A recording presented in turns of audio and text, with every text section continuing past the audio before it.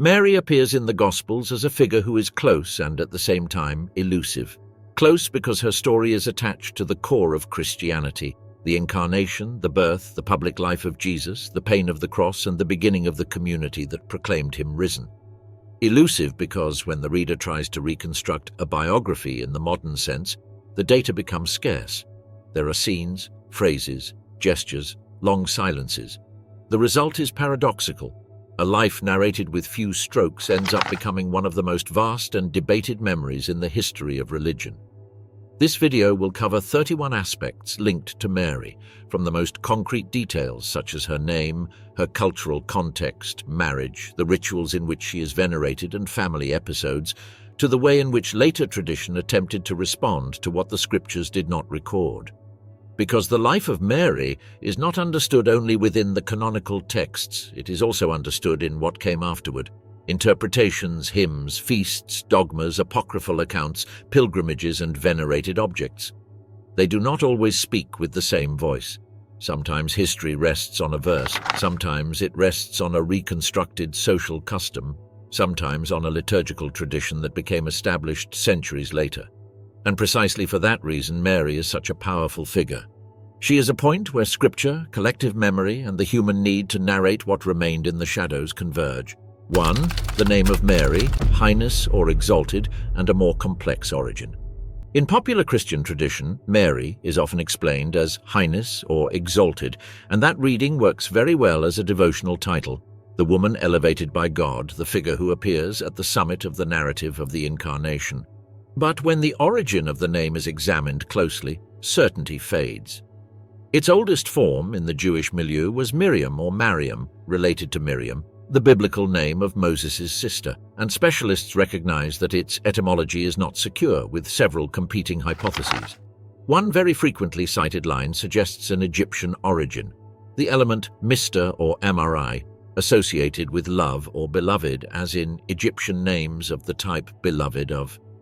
In that case, Mary would be something like beloved or dear, a surprisingly domestic meaning for a name that later carried so much theology. Another family of interpretations connects it with Semitic roots that evoke bitterness, rebellion, or pain, readings that some Christian authors took advantage of to associate the name with the future sword of sorrow announced in Luke.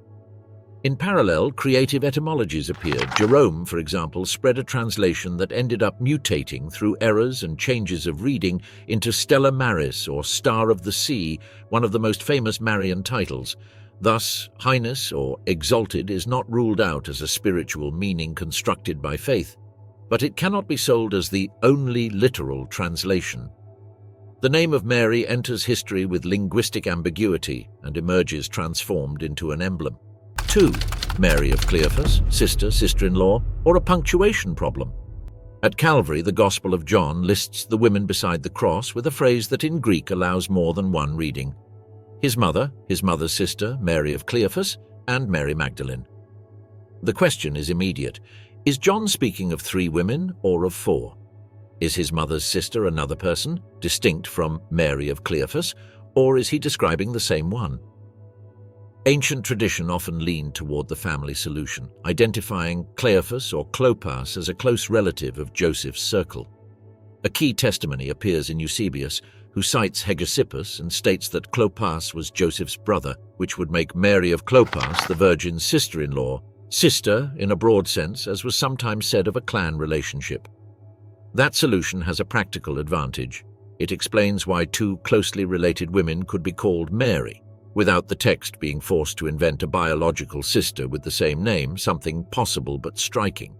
However, the discussion does not end there. Other interpreters, by reorganizing the phrase with an implicit conjunction, or by weighing different traditions of translation, argue that John was listing 4 figures: the mother of Jesus, his mother's sister, Mary of Clopas, and Mary Magdalene.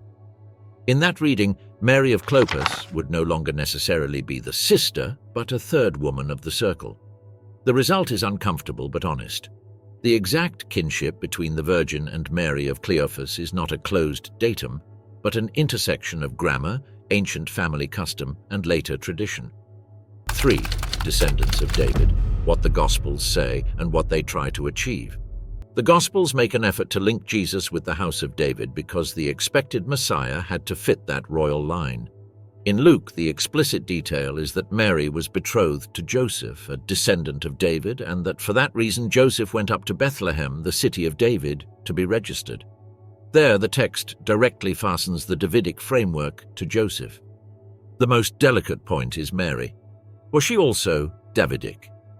In the Gospels, Mary is not presented as straightforwardly as a descendant of David, and that is why a door was opened to interpretations. One of the best-known claims that one of the genealogies, especially Luke's, might in fact be tracing Mary's line while Joseph remains the legal father within the story. Another reading holds the opposite, that both genealogies speak of Joseph but with different theological, literary and symbolic purposes, and that the focus is not biology but messianic legitimacy within the framework of Israel. Behind that dispute lies a fact that conditions everything.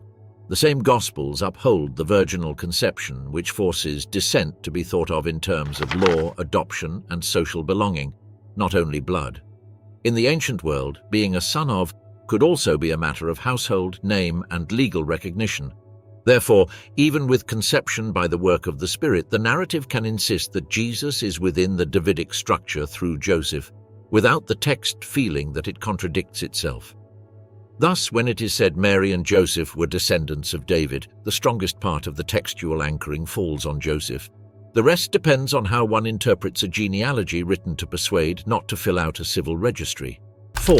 Mary, very young. A historical probability, not a revealed number. Saying Mary married at no more than 15 years of age sounds like a biographical fact, but it is actually a probable reconstruction based on ancient marital customs. In Judaism of the period, there existed the process of engagement known as betrothal or desposorio, which already had legal weight, and many later sources suggest that families sought to betroth girls close to puberty and formalize cohabitation afterward. In that framework, Mary being an adolescent is not a modern invention. It fits the social logic of the time. Some popular approaches cite ranges such as 12 to 17 for female marriages in the ancient Mediterranean world, with enormous variations by region, social class, and circumstances. And even when those ranges are debated, they help explain why the Gospel does not present age as a problem. For its original audience, the youth of a betrothed woman was not a dramatic twist, it was part of the landscape. What does become significant is the narrative reading. A young woman, betrothed without political power, without prestige, in a peripheral village, receives an announcement that places her at the center of an enormous promise. There, age matters less as a number and more as a contrast. The story lifts someone socially small and loads her with a mission that from human logic seemed disproportionate. For that reason, when Mary was 14 or 15 is repeated, the most prudent approach is to understand it as a reasonable hypothesis, not as a biblical datum. The canonical texts remain silent about the exact number, and that silence forces us to speak in terms of probability. 5. Joseph's ma, in reality the mohar, and the pressure to preserve honor. It is sometimes claimed that Joseph paid the ma to marry Mary, using a term typical of Islamic contexts. In the biblical Hebrew world, the closest concept is the mohar, the bride price or nuptial payment associated with family agreements. It was not simply about buying a woman. It functioned as a sign of commitment, compensation to the family, and part of the legal machinery of marriage in patriarchal societies. In texts of the Old Testament, the idea of paying a price for the betrothed appears, and later Jewish tradition developed contracts and formalities such as the ketubah, which structured rights and obligations. If we apply that framework to Joseph and Mary, what can be said honestly is this: it is plausible that some kind of material or contractual arrangement existed between families because it was customary, but the Gospels do not describe the amount, the object, or the economic right in detail. That same context explains another frequent phrase. Mary's chastity had to be preserved by her family until the wedding. In a system where family honor and the legitimacy of lineage weighed so heavily, premarital sexuality carried social, legal, and economic consequences. Betrothal already bound the couple, but full cohabitation and public recognition closed the process, and any pregnancy in that interval could be interpreted as rupture, humiliation, or fraud. This is how the sober drama of the narrative is understood.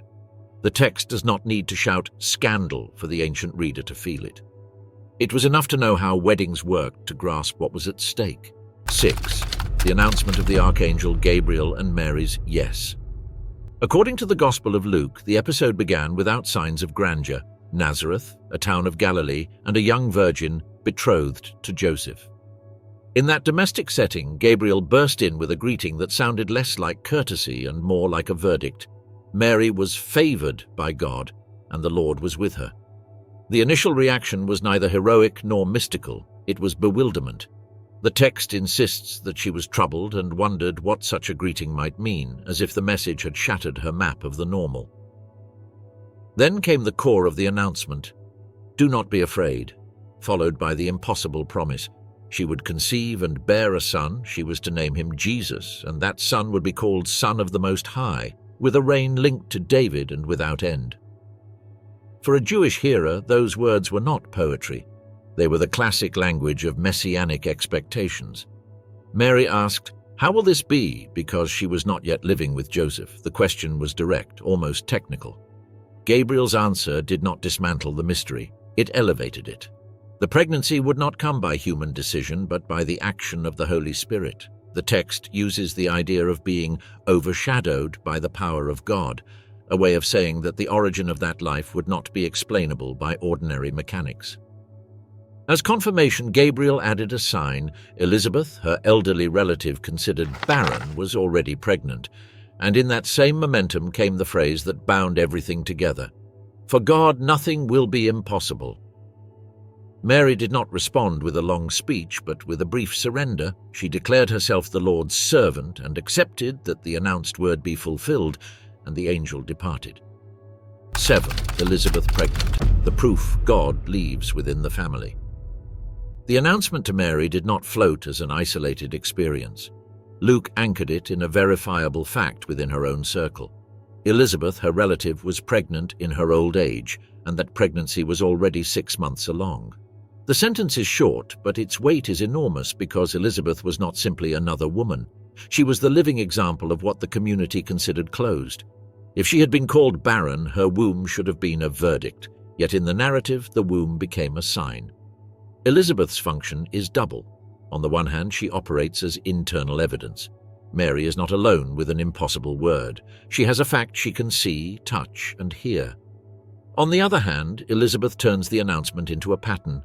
God does not begin his work in the safest spaces, but on the margins. An elderly woman who no longer expected anything and a young woman who had not yet begun her married life by the rules become the 2 points where the story concentrates God's creative power. In the text, Gabriel does not present Elizabeth's pregnancy as a biological coincidence, but as a theological argument. If sterility and socially accepted impossibility were overcome, then the other impossibility, the virginal conception, enters the same logic. It is not only about miracle, but about coherence. The same God who opens what was closed can also inaugurate what had never happened. That is why the phrase, "nothing is impossible for God," does not appear as a slogan. It appears as a narrative key. Elizabeth is the proof God leaves lit near Mary, so that the announcement does not become a private delirium, but a shared history within the family itself, just before Mary sets out toward the house of Zechariah. 8. The visit to Elizabeth and the Magnificat, when Mary interprets what happened to her. Mary did not remain still. Luke says that she rose and went with haste to the hill country of Judea, entered the house of Zechariah, and greeted Elizabeth. As soon as Elizabeth heard the voice, the child leaped in her womb and she was filled with the Holy Spirit. The narrative presents that leap as a reaction, as anticipatory recognition. Before anyone explains anything, the body responds. Elizabeth spoke loudly, almost like a public proclamation. She called Mary blessed among women and blessed the fruit of her womb, and she released a phrase that pushes the story to another level. "Why is this granted to me, that the mother of my Lord should come to me?" With that, Mary is no longer just a young woman confused by an announcement. She is mother of someone whom Elizabeth calls Lord, and she says it before Jesus is born. Elizabeth closed with a beatitude that seems written to sustain Mary when difficulty comes. Blessed is she who believed, because what was promised would be fulfilled. And then Mary responded not with explanation, but with song, the Magnificat. There she interpreted her own story as part of a greater reversal. God looked upon the lowliness of his servant. Therefore, from that moment on, all generations would call her blessed. The canticle moved from the intimate to the social. God casts down the powerful, exalts the humble, fills the hungry with good things, and sends the rich away empty. It is a theology of reversal. The world does not remain the same when God acts. And the ending returns to Israel. It speaks of mercy, of ancient promises, of memory, as if Mary understood that her pregnancy was not only a personal event, but the beginning of a story that demands continuity with Abraham and his descendants. 9. The manger in Bethlehem, the detail that defines the tone of the entire scene. When the narrative reaches the birth, Luke does not describe it with palatial solemnity, but with a compressed and harsh scene. Mary gave birth to her firstborn, wrapped him in swaddling cloths, and laid him in a manger, and the text adds the reason without embellishment. There was no place for them in the inn, or more literally, there was no space in the guest room. The first public image of Jesus is not a throne or a temple, it is an animal feeding trough turned into a cradle. That detail, which seems logistical, defines a symbol. In classic Christian reading, the Messiah enters history without privilege, without the protection the world reserves for the important. Poverty here is not an emotional device. It is a narrative coordinate. God does not choose to be born comfortable, he chooses to be born exposed. In Spanish, the formulation is just as blunt. She laid him in a manger because there was no place for them in the inn. There is no explanation of who rejected them, whether it was lack of money, saturation by travelers, or simple disorder. Luke does not go into details. He only fixes the fact and lets the reader complete the coldness of the scene. For Mary, that manger also marks the first contrast between promise and form. She had been told of a kingdom without end. The first material act of that kingdom was to improvise a cradle with what was at hand. It is as if the text teaches from the beginning that what is high in the story of Jesus will come wrapped in what is low, and that Mary, before anyone else, learns to hold that mystery with her hands, arranging swaddling cloths and placing her son where, in another context, there would only have been food for animals. 10. The presentation in the temple, Simeon, Anna, and the first shadow of pain over Mary. After the birth, Luke shows Joseph and Mary acting within the law. They brought the child to Jerusalem to present him to the Lord and fulfill the rites related to the firstborn and purification. The text even provides a social detail. They offered 2 turtle doves or 2 young pigeons, the option the law allowed when a larger offering could not be afforded. With that, the family is positioned as ordinary people without surplus resources. In the temple appeared Simeon, described as righteous and devout, someone who awaited the consolation of Israel and was guided by the Spirit. He took the child in his arms, blessed God, and pronounced a statement that sounds like the closing of a life. Now he could die in peace because his eyes had seen salvation, and that salvation was not private.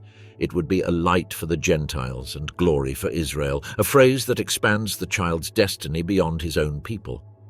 But Simeon did not stop there. He blessed the parents and turned to Mary with difficult words. This child would be a cause of falling and rising, a sign to be opposed, and then he released the image that becomes a prophecy about her. A sword will pierce your own soul. It is the first time the narrative suggests that Mary's motherhood will not be only honor, it will be wounding. Then appeared Anna, an elderly prophetess of the tribe of Asher, a widow dedicated to fasting and prayer. She arrived at that same moment, gave thanks to God, and spoke of the child to all who awaited the redemption of Jerusalem, and the episode closed with the child in the center of the temple, surrounded by voices recognizing promise and at the same time announcing conflict. 11. The Magi and the gifts, gold, frankincense, and myrrh. The account of the Magi appears in Matthew and begins with a dangerous question. Wise men from the east arrived in Jerusalem seeking the newly born King of the Jews because they had seen his star and came to worship him. Matthew does not call them kings, does not say there were 3, and does not precisely explain what they were beyond reading the sky and moving by signs. Over time, popular tradition turned them into 3 kings, gave them names and even a feast, but the biblical text preserves a more sober and mysterious profile. In the narrative, the star guided them again to the place where the child was. Matthew does not place the encounter in a manger, but in a house, and describes a clear gesture. Upon seeing the child with Mary, they bowed down and worshipped him, as if recognizing a rank that did not fit the domestic scene. Then they opened their treasures and offered 3 gifts: gold, frankincense, and myrrh. The gifts have been interpreted as symbols: gold for royalty or value, frankincense for worship, the sacred, what is offered to God, and myrrh as a bitter anticipation because it was associated with strong perfumes and funerary uses in the ancient world. That reading is not mandatory to understand the text, but it explains why the scene remained so vivid. The gifts seem to speak of Jesus' destiny before he utters a single word. And the scene ends with a silent detail that protects Mary and the child. Warned in a dream, the Magi do not return to report to Herod, but go back to their country by another route, leaving the king without the information he expected. 12. Herod alarmed. Politics, fear, and a threat the king could not tolerate. Matthew says that, upon hearing the Magi's question, Herod was troubled, and with him all Jerusalem. It was not theatrical exaggeration. In a kingdom sustained by Rome, with fragile dynastic inheritances, the mere phrase "King of the Jews" sounded like usurpation. Herod reacted as rulers react when they feel the ground moving. He gathered the chief priests and scribes and asked them where the Messiah should be born. The answer came from prophecy, Bethlehem of Judea. Then the king secretly called the Magi and extracted practical information, the exact time the star appeared. Then he sent them to Bethlehem with a hypocritical order to find the child and report back so that he could also worship him. Deep down, Matthew reveals the plan. Herod sought the child to kill him. That fear is not only literary. Even outside the gospel, Herod is portrayed as a ruler capable of extreme measures to maintain power. Modern sources summarizing his reign describe him as a king backed by Rome who, toward the end, became increasingly paranoid and violent, even executing close members of his own family. Matthew also includes the episode of the Massacre of the Innocents as a consequence of that paranoia. Many scholars doubt its historicity due to lack of confirmation in other ancient sources, and see it as a theological scene placing Jesus in parallel with Moses. Yet the same debate acknowledges that it fits Herod's reputation as a brutal ruler. 13. The flight to Egypt, Mary turned into a fugitive mother. Once the Magi departed, Matthew quickly changes the tone. An angel appeared to Joseph in a dream and gave him an urgent command. He was to rise, take the child and his mother, and flee to Egypt because Herod would seek the child to destroy him. The text does not show Mary deciding the route. It depicts her being carried into the exile, enveloped in a real threat at night, with no room for discussion. Joseph obeyed during the night and departed. The choice of Egypt was not arbitrary. It lay outside Herod's direct control, though still within the Roman world, connected by well-traveled routes between Judea and the Nile Valley. For a family needing to disappear from the king's sight, Egypt functioned as both a political boundary and an attainable refuge. Matthew, faithful to his style, frames the flight with a prophetic reading. "Out of Egypt I called my son," quoting Hosea and making Jesus' story repeat an Israelite pattern. Go out, be protected, return. The mother in this scene is not merely a tender figure. She is part of the dramatic movement of a family living as fugitives before the child grows.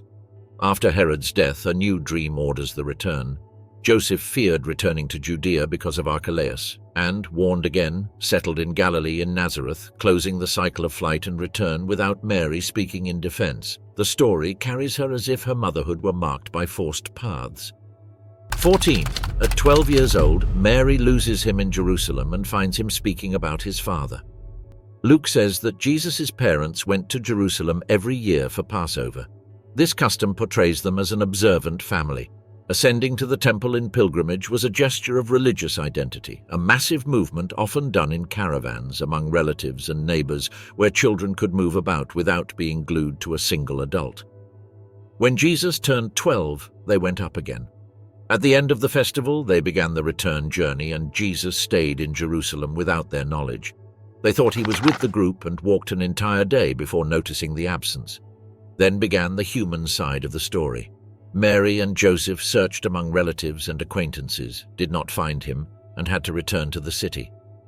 After 3 days, they found him in the temple, sitting among the teachers, listening and asking questions. Those who heard him were amazed at his understanding and his answers. The text does not portray him as a child humiliating the wise, but as someone moving naturally in a space that, for his age, was too large. When his parents saw him, they were astonished. Mary spoke. She asked why he had done this to them and said that your father and I had been searching anxiously. Jesus' answer opened a gap. He asked why they were searching and said he had to be in my Father's house, a phrase that in Luke leaves Mary facing a motherhood she cannot fully possess. They did not understand. He went down with them to Nazareth and obeyed them, and Mary kept these things in her heart. 15. The wedding at Cana, Mary appears, Joseph does not, and the first sign begins with her voice. The Gospel of John places Mary at a decisive moment in the beginning of Jesus' public life, a wedding in Cana of Galilee. The text is direct. Jesus' mother was there, and Jesus and his disciples were also invited. Joseph is not mentioned. John does not explain the absence, but Christian tradition often reads it as a clue. By this point, Joseph may have already died, or he simply was not relevant to the evangelist's narrative purpose. In the midst of the banquet, the wine ran out, a serious social problem at a wedding feast. Mary noticed it before others and told Jesus directly, "They have no wine." Jesus' response sounded harsh to modern ears. "Woman, what have I to do with you? My hour has not yet come." But Mary's gesture did not falter. She did not argue with him, justify herself, or pressure him with words. She simply turned to the servants and gave an order that seems written to summarize her role throughout the Gospel. Do whatever he tells you. There were 6 stone jars there for ritual purification. Jesus ordered them to be filled with water and then taken to the steward of the feast. The water had been turned into wine. The steward tasted and, without knowing the origin, praised the bridegroom. Usually the good wine is served first and the inferior later, but here the best had been kept for last. John concludes with the key. This was the first of the signs. Jesus revealed his glory, and his disciples believed in him. The scene closes without speeches. After this, Jesus went down to Capernaum with his mother, his brothers, and his disciples, and remained there a few days. 16. Mary at the crucifixion, the mother who does not withdraw. In the Passion narratives, Mary does not appear as a decorative figure in the drama, but as a presence that stands firm when almost everything else collapses. The Synoptic Gospels speak of a group of women who followed Jesus from Galilee and watched from a distance, like witnesses who could not intervene but also did not leave. Luke summarizes it with a dry phrase: Jesus' acquaintances and the women who had followed him from Galilee remained observing. John, on the other hand, brings the scene to the edge of the cross and places Mary at the center.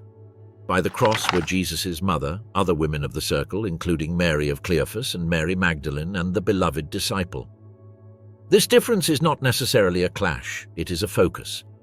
Luke leaves the image of a powerless group watching.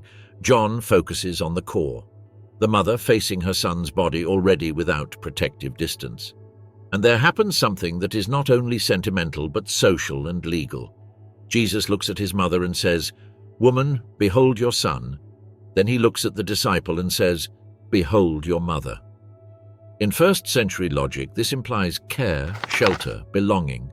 It is the scene of a transfer of responsibility at the most extreme moment, as if Jesus were leaving Mary with a minimal network when his own lineage is cut on the cross.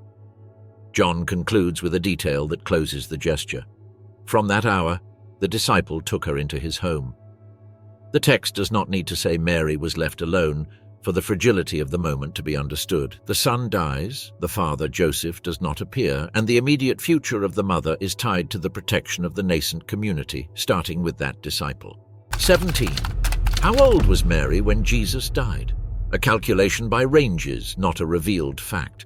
The Gospels do not give Mary's age at any point. That absence is not an oversight. It is part of the scarcity of biographical material about her in the biblical sources, which do not allow a complete personal chronology to be constructed. Even so, an approximate range can be proposed using 2 pieces that are historically discussed: the probable chronology of Jesus and the social custom that Mary was very young at the time of conception. Regarding Jesus, many studies correlate New Testament data with historical references to estimate that he was born sometime between 6 and 4 BC, and that his death occurred between 30 and 36 AD, with his ministry beginning around 27 to 29. If Jesus died within that range, and if, as suggested by the usual social reconstruction, Mary conceived as a teenager, then the calculation is simple. The approximate age of Jesus at death is added to Mary's approximate age at giving birth. Using the traditional framework that Jesus died in his early 30s, and assuming Mary was between about 13 and 18 at Jesus' birth, that would place Mary around 46 to 55 years old at the time of the crucifixion. That number is not doctrine, it is arithmetic applied to reasonable hypotheses. What matters in a narrative is not to present a figure as certainty, but to show the contrast. Mary was not an elderly woman during the Passion, but probably still strong, enduring the pain that Simeon had anticipated decades earlier, standing before the public execution of her son while the community remaining around Jesus rapidly reorganized. 18. Was Mary a widow when Jesus died? The absence of Joseph as a narrative clue. In the Gospels, Joseph appears with significance in the infancy narratives: the betrothal, the dreams, Bethlehem, Egypt, Nazareth. But as Jesus grows, Joseph becomes silent until he disappears completely. In the temple episode, when Jesus is 12, Joseph is still present. Afterward, he no longer appears as an active character. This absence is more noticeable when the public ministry begins. At Cana, Mary appears, but Joseph is not mentioned, and at the cross, Jesus entrusts his mother to the beloved disciple, as if there were no husband to receive her. This combination has led to a common conclusion in Christian commentary. It is likely that Joseph had died before Jesus' ministry began, not because the text says so explicitly, but because his persistent absence would be strange if he were still alive, especially in scenes where it would be natural for him to be present. Even so, it must be treated for what it is, an inference. The Gospels may omit characters for literary, theological, or focus reasons. John, for example, does not seem interested in reconstructing the full domestic life of Nazareth. He is concerned with the sign and what it reveals. But even with that care, Jesus' gesture from the cross, giving Mary to another household, fits the reading of widowhood because it resolves a concrete need, care and belonging for a woman who, in a patriarchal world, would be exposed without a male reference in her home. Therefore, saying Mary was a widow is not repeating a verse, but following a trace. Joseph disappears from the narrative, and Jesus himself acts as if his mother needed to be received by someone else from that hour onward. 19. Mary after the Ascension, the mother within the first Christian core. After the resurrection and ascension, the Gospels become briefer regarding Mary, but the book of Acts leaves a clear image. The community gathers and prays. In that list appears explicitly Mary, the mother of Jesus, together with the women and Jesus' brothers, in unity of prayer with the apostles. She is not presented as a distant figure withdrawn from the world. She is within the room where the waiting is organized. The scene is almost logistical. They return from the Mount of Ascension to Jerusalem, go up to the upper room, and remain persevering. Acts does not describe speeches by Mary, does not put words in her mouth. It shows her as a stable presence, someone who belongs to that group without needing to justify it. And that detail is strong because, narratively, Mary connects the beginning and the middle. She was present at the announced conception, the precarious birth, the first sign at Cana at the cross, and now appears at the stage when Jesus' movement no longer depends on his body, but on a community that affirms having received a mission. Her symbolic position also changes. She is no longer only the mother who accompanies, but a believer among believers, a woman who shares prayer with disciples who had previously fled and now regroup around a promise. Christian tradition usually reads that perseverance as continuity. Mary does not exit the scene when her biological motherhood ends at the cross. She remains in the spiritual matrix of the group that will be born at Pentecost. Acts presents the scene quietly, without embellishment. All persevered unanimously in prayer, with the women, with Mary the mother of Jesus, and with his brothers. 20. Mary and the woman of Revelation, an identification that depends on interpretation. The idea that Mary is the heavenly woman of Revelation comes from chapter 12, where a woman appears clothed with the sun, with the moon under her feet and a crown of 12 stars, giving birth to a son destined to rule the nations while a dragon attempts to devour him. The text is deliberately symbolic. The son has messianic traits, but the woman also has collective traits, because the crown of 12 stars strongly evokes Israel or the people of God. Therefore, in Christian interpretation, two main lines often coexist. an ecclesial reading, that is, the woman as Israel or the Church, the people who suffer and give birth to the Messiah, and a Marian reading that proposes the woman as Mary, mother of the Messiah, and, by extension, a figure of the faithful people. In Catholicism, for example, it is common to understand that the symbol can encompass more than one level. It is not either Mary or the Church, but a figure that allows overlapping readings. The key point for a narrative is to show why this identification is not automatic. Revelation does not name Mary, and its language does not aim to recount biography, but to depict a cosmic conflict through images. However, the fact that the Son is clearly messianic, and that the dragon later pursues the offspring of the woman, pushes many readers to see a natural bridge to Jesus' mother and the community that arises from her story. Thus, Mary can be seen as the woman of Revelation through theological and symbolic reading rather than explicit identification, and that reading is supported by how Christianity, from early on, connected Mary's motherhood with the total drama of salvation. 21. What is Mary's dormition or assumption? The New Testament does not narrate the end of Mary's life, and for that reason, over the centuries, Christian tradition developed two main terms to speak of that closure: dormition and assumption. Dormition literally means falling asleep, an ancient way of speaking of death as a peaceful sleep.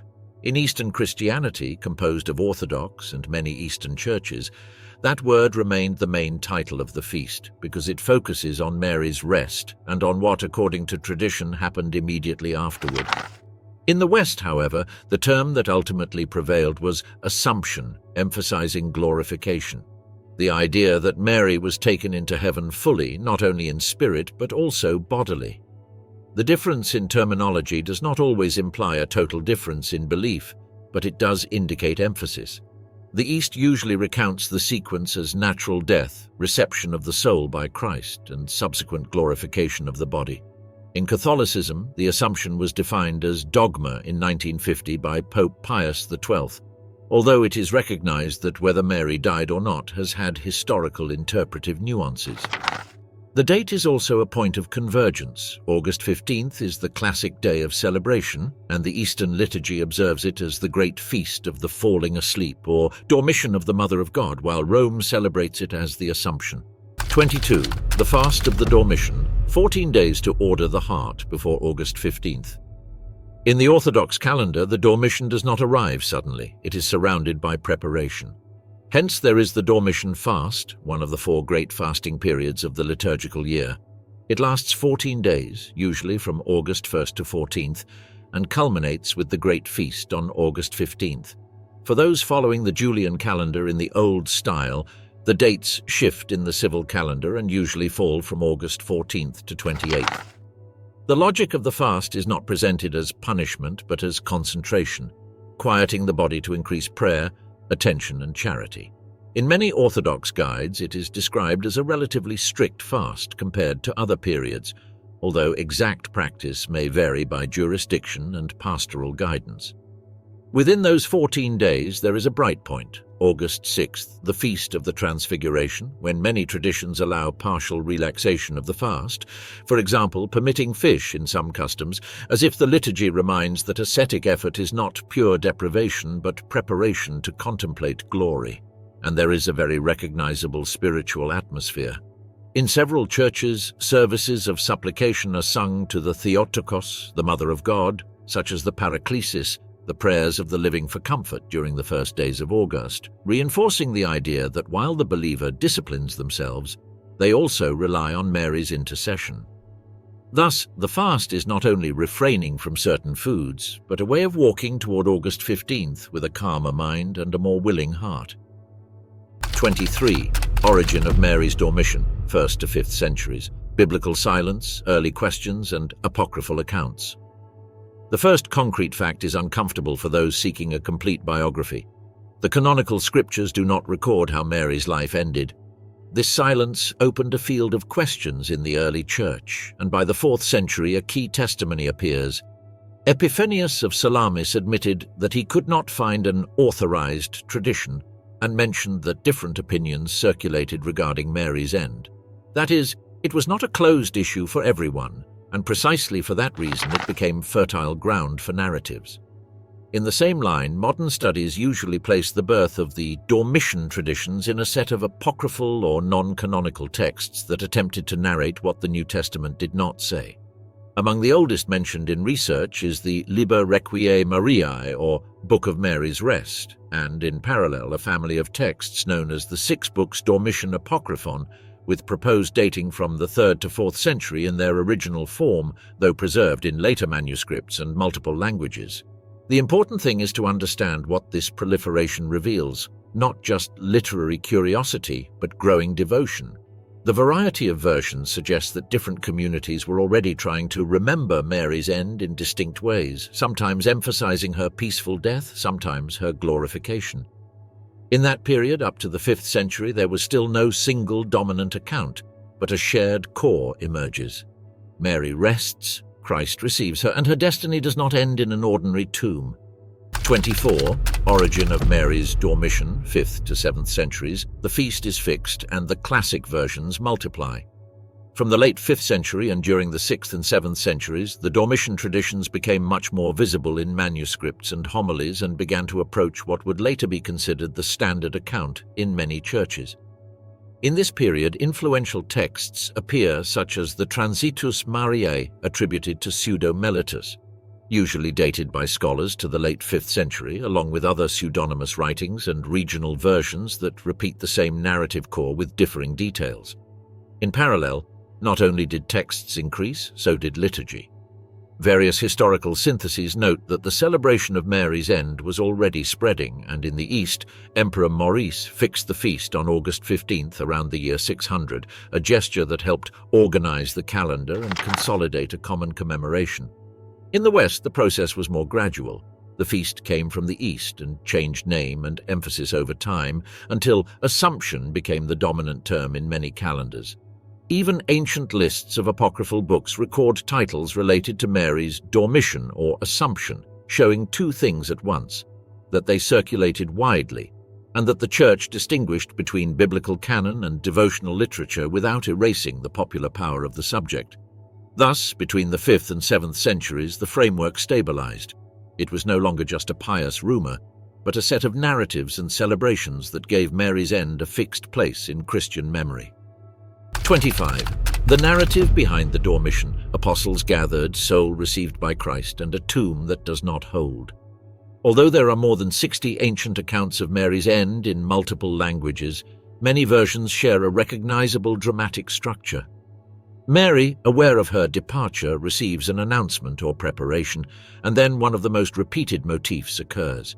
The apostles are miraculously gathered from different places to accompany her, as if the tradition wanted to convey that the entire church should be present at this Dormition.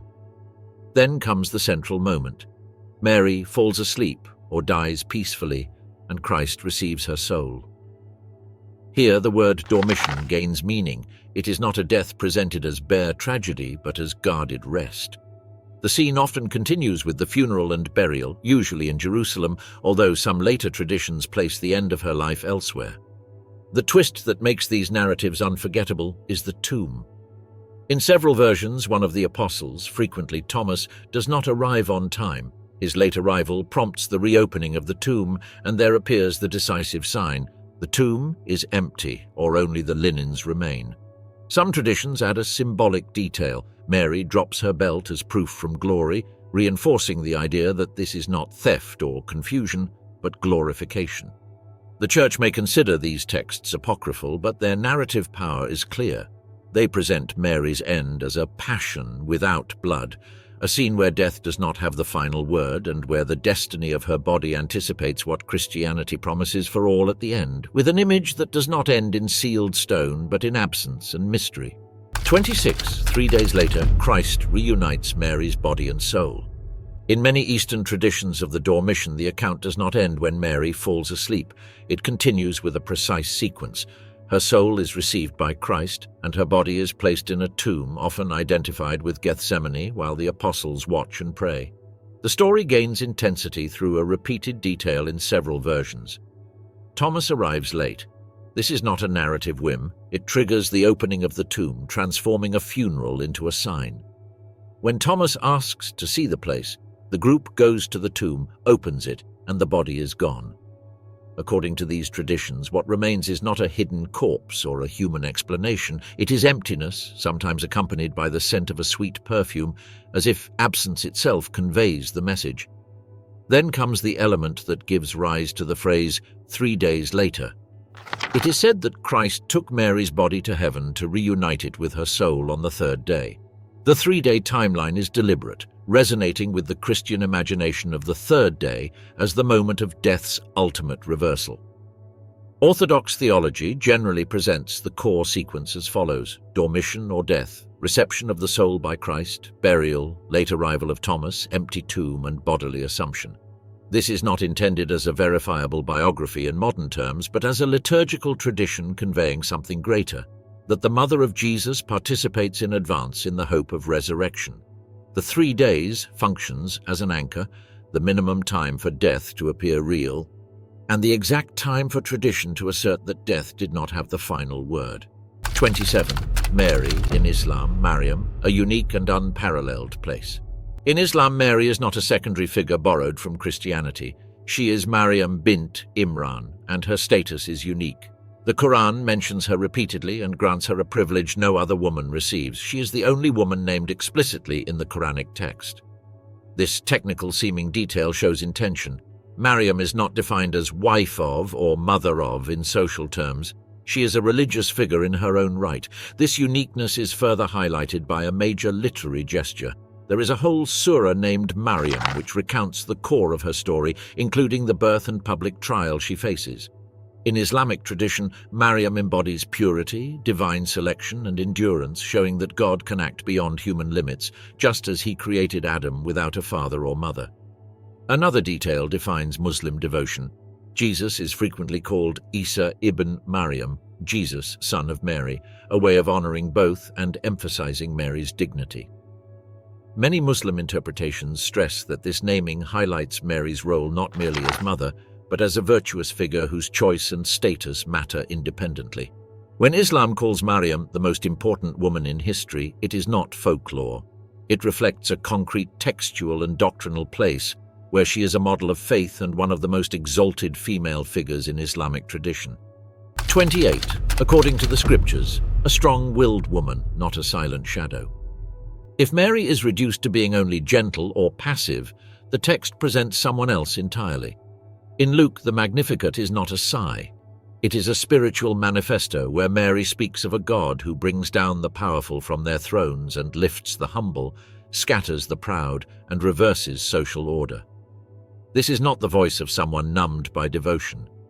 It is the voice of someone aware of the cost and scope of what she is experiencing. This firmness also appears at Cana. When the problem arises that there is no wine, Mary neither panics nor hides. She speaks to Jesus, and when his response does not satisfy her, she does not break or argue publicly, but turns to the servants and issues an order that organizes the scene. Do whatever he tells you. This is leadership exercised gently without shouting. She reads the situation, acts, and holds space for the miracle to occur. Her character becomes even clearer at the foot of the cross. John situates her close to Jesus at the peak of public risk and shame, recording the moment he entrusts her care. Here is your son, here is your mother, and the disciple receives her into his household. Mary is not the mother who disappears. She is the mother who remains as her world collapses, accepting that her life continues under a new roof. As the narrative moves toward the birth of the church, Mary reappears without theatrics. She perseveres in prayer with the community as part of the core group awaiting the next event. 29. Alleged relics of Mary, veil, belt, garment, and the logic of substitute objects. Early Christianity did not preserve, or at least did not claim to universally preserve, Mary's body. For this reason, many traditions feature Marian relics as substitute relics, objects associated with her life rather than her body. Historical surveys often cite items such as her shroud, tunic, veil or maphorion, and belt. Among the most famous is the belt, or Sacra Cintola, kept in Prato, Italy, whose local history blends legendary transmission and public devotion. Tradition holds that Mary gave it to Thomas at her Assumption, and it eventually arrived in Italy through a chain of custodians. The official presentation of the relic acknowledges this hybrid character. a combination of historical truth that is hard to verify and deeply rooted popular belief. The Veil of the Virgin is another notable relic associated with Constantinople in Byzantine times, with varying accounts of its arrival and the exact garment. Modern studies note that details often diverge. The type of clothing, origin, and transfer story differ. This highlights that these relics belong to devotional tradition rather than verifiable inventory. The constant factor is function. These objects make tangible a figure who, for millions, belongs not only to the past, but also to living religious practice. 30. One of Christianity's most venerated figures: titles, feasts, art, and pilgrimage. Marian devotion is one of the most widespread streams in Christianity, particularly in Catholicism and Orthodoxy. In Catholic technical terms, Mary is attributed hyperdulia, a special veneration distinct from the dulia given to other saints and entirely distinct from latria, reserved only for God. This distinction is not merely academic. It draws a boundary between religious honor and worship. Devotion manifests historically in a proliferation of titles, feasts, practices, and artistic expressions: hymns, icons, rosaries, liturgies, processions, and a network of dedicated shrines. Studies note that in Catholicism there are significantly more Marian titles and practices than in other Western traditions, explaining her massive cultural presence. Pilgrimage is another visible expression. Lists and surveys of Christian pilgrimage sites highlight Marian sanctuaries such as Lourdes, which draws millions of visitors annually, alongside other influential centers. Beyond exact numbers, the pattern is consistent. Where Christianity is culturally lived, Mary typically has homes on the map. Contemporary Vatican documents emphasize that Mary is not merely a passive instrument, but cooperates freely in faith and obedience, underscoring that veneration rests not only on biology, but on personal response to God. 31. What remains when everything is combined: a life narrated through scripture, tradition, and collective memory. Viewed as a whole, from the Annunciation and Magnificat to the Cross, communal prayer, and Dormition traditions, a pattern emerges. Scripture provides decisive but few scenes, while later tradition fills the gaps with liturgy, stories, titles, relics, and celebrations. This dynamic explains how Mary can be simultaneously minimal in biographical data and maximal in historical impact. In the East, her memory is anchored in the liturgical calendar with the Dormition and its ascetic preparation, emphasizing the third day, empty tomb, and reunion of body and soul as affirmations of bodily hope. In the West, the Assumption becomes a central feast, and Marian devotion multiplies in forms and languages, from hyperdulia to waves of local devotions, art, music, and pilgrimage. Outside Christianity, Mariam holds a singular place in Islam, explicitly named in the Quran, depicted as chosen and honored uniquely, making Mary a cultural and religious bridge across communities that otherwise diverge. On earth, devotional objects and shrines, belts, veils, garments, appear whose historical authenticity is debated but whose symbolic power is undeniable for the faithful.